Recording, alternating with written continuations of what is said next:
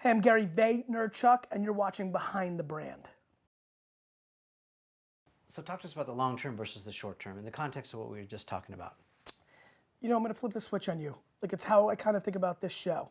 You know, I've been watching from afar and impressed with your grind. You're hustling, right? And you're pounding and you're pounding. And look, I was there 2 years every day of Wine Library TV, not selling more wine, investing. Yeah. And then Joel Stein decides to write an article about it.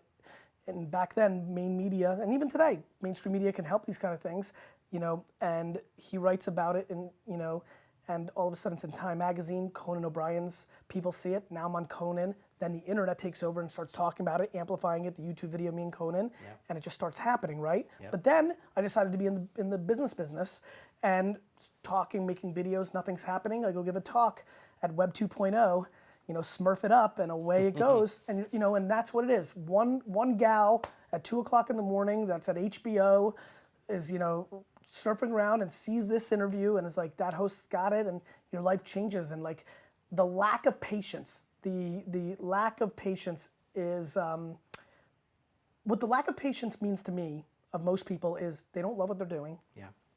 They're not doing it for the right reasons. Yeah. They don't believe in themselves. They don't have the resources or the time, but it's one of those things, and that's why so many great things go unnoticed. Yeah. Well, I appreciate you saying that. Obviously, I feel like I'm in the struggle, and you know what that feels like. Yeah. You're probably still in your own. I want to buy the jets. Relative you know how far struggle. away I am? I'm in the struggle. Yeah. My own little struggle, right? Yeah. There's Yeah. people who can't eat tonight. Yeah. They hear you say that you're in a struggle, they want to vomit on themselves, right? You hear me saying I'm in the struggle, you want to vomit on yourself, right? And so like we all have our struggles, Yeah. we all have what we want. I really, equally, as somebody who wants to eat, I want to buy the jets. And I know how obnoxious that sounds, but it's just the way I feel, which means I'm very deep in the struggle right now. You're focused. Talk to the people who get pushed to the ledge or pushed to the edge.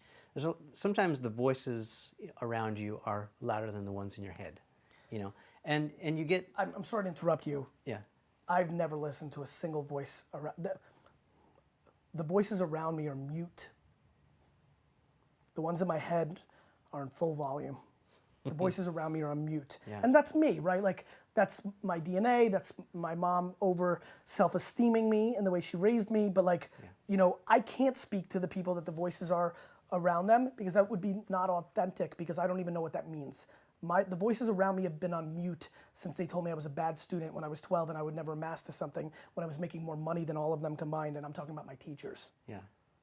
Well, it's a good message. It's easier said than done, right? Everything's easier said than done. Everything's hard. Yeah. And look, I have plenty of shortcomings. Mark Cuban bought his team way quicker than I did. Like, you know, we all have our levels of talent. We all have our moments. We all have these things. What I would say is this. If nothing good happened to me going forward from this moment on, I'd be okay. And I think that's what you need to accept. You need to stay equally hungry and want to achieve things, but you have to learn how to balance that with the contentness of all the great things that are going for you because so many people have it worse. Yeah. Well, you just sort of said to stay grateful. I'm driven by gratitude. Yeah. I'm driven by gratitude. I'm equally egotistical as I am loaded with humility. Like, you've got to balance. And I'm just so blown away by people's lack of self-awareness when they're crying about things. Yeah. I mean, you're in the struggle. The fact that you have the ability to be chasing this is incredible. For sure. For sure. What's the hardest part about being you? Can we get a little bit personal? Yeah, I want to. I'm always happy to answer every question. The hardest part about being me. You know, I'll get very personal with you.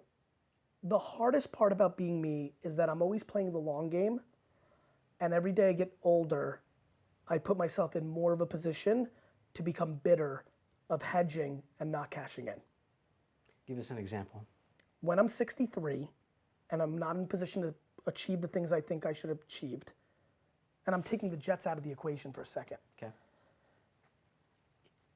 I will start blaming my hedge. You should have gone all in. Why did I answer everybody's emails? Yeah. I should have just taken those big meetings, and that would have got me somewhere. What I'm vulnerable to, and I'm self-aware right now, is coming up with excuses of why I didn't make it, and blaming all the good things I did because they took up so much time that took away from the big things I could have done to get me there. What I'm most worried about is will my ambition trump my gratitude in my older age, because I'm always looking to the future. Yeah. And as I get older and I realize that time is running out, will I become, I love life so much Yeah. that as time shrinks on me, will I become exponentially more upset? And I'm very much mindful of that and think about that in a big way, because I really don't want that to happen.